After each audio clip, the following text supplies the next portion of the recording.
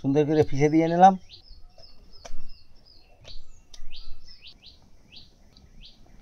সময় খুবই কম লাগে, মজা হয়েছে। দেখুন এই সবই নিতে দেখেন দর্শক। কামারখালী বাজার থেকে ছোট ছোট ধুরা মাছ আনছি। বরিশালের একটা ঐতিহ্য পুরনি খাওয়া জলটোবা করবো। এই যে দেখেন এককালে ফেরের ধুরা, এই নদীর ধুরা মাছ। এই ধুরা মাছ এখন আমি শিলপাটায় বাইটটা আগে ধুমু, ধোয়ার পরে শিলপাটায় বাইটটা তারপরে আমি জলটোবা করবো। এখন ধুয়ে নেবো ধুরাগুলো, ভালো করে ধুয়ে নেবো।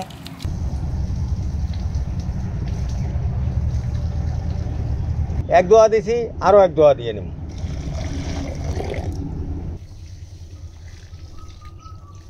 পরিষ্কার হয়েছে, খুব সুন্দরভাবে পরিষ্কার করে নিলাম। বৌমা শিলপাটাটা দাও।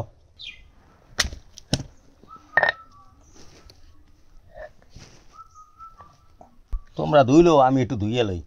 এখন আমি এই শিলপাটায় বাটবো। বৌমা তুমি ওই কড়াই টড়াই ওইগুলো সব রেডি করে আনো। বরিশালের পুরানি একটি খাওয়া, যেটা আমাদের মাছাশিরা করতো আগে। এইরকম আমরা এই ধুরা মাছ ধরতাম, ধরলেই ধুরা মাছ দিয়া এই জলটোবা করতো। তাই আমি আজকে সেই জলটোবা করব।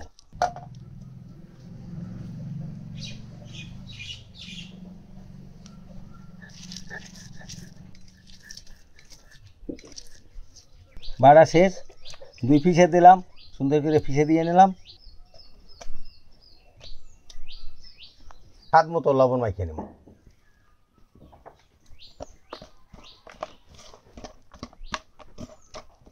মানে এখনকার যারা, তারা ভাবতে আছেন যে চাচা কী করে, জলটোবাটা তৈরি করি তখন বুঝবেন যে এটার স্বাদ কত, এটার মজা কত। একদিন বাসায় খাইয়ে দেখবেন, বাজার থেকে চিংড়ি মাছ কিনে নিয়ে এইভাবে বাইটা এইভাবে গুছিয়ে নিয়ে খাইবেন। আমি যেভাবে করতে আছি খালি খেয়াল করেন। হলুদের গুঁড়া, মরিচের গুঁড়া। বৌমা একটু ভালো করে জাল দাও। পানিটা উতলেই রে, এরপরে আমি জলটোবা করবো। দর্শক এই যে দেখেন উতলেই গেছে, এখন আমি জলটোবাটা করবো। বিসমিল্লাহ।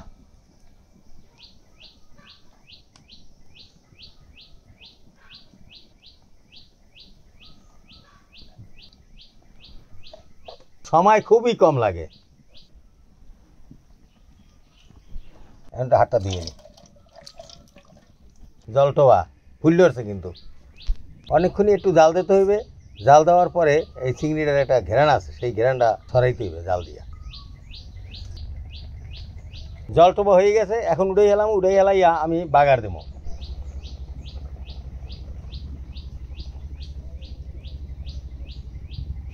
বাগার দেওয়ার জন্য কড়াইতে পেঁয়াজ দিয়ে নিছি, তেল,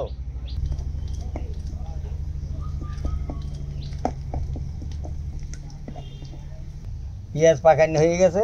এই আমি বাগারটা এখন দিয়ে এলাম।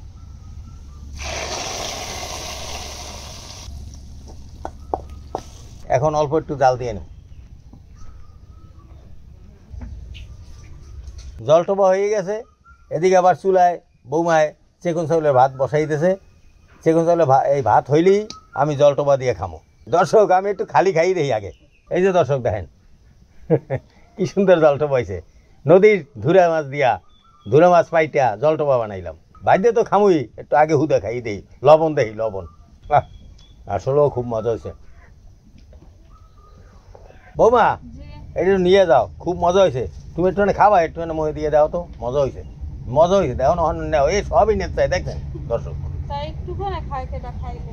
খাইয়ে দাও, পরিবারের সবারই নিয়ে একাত্রে খামু হয় ভাত। তাই দর্শক এখানেই বিদায় নিলাম। আপনারা ভালো থাকেন, সুস্থ থাকেন।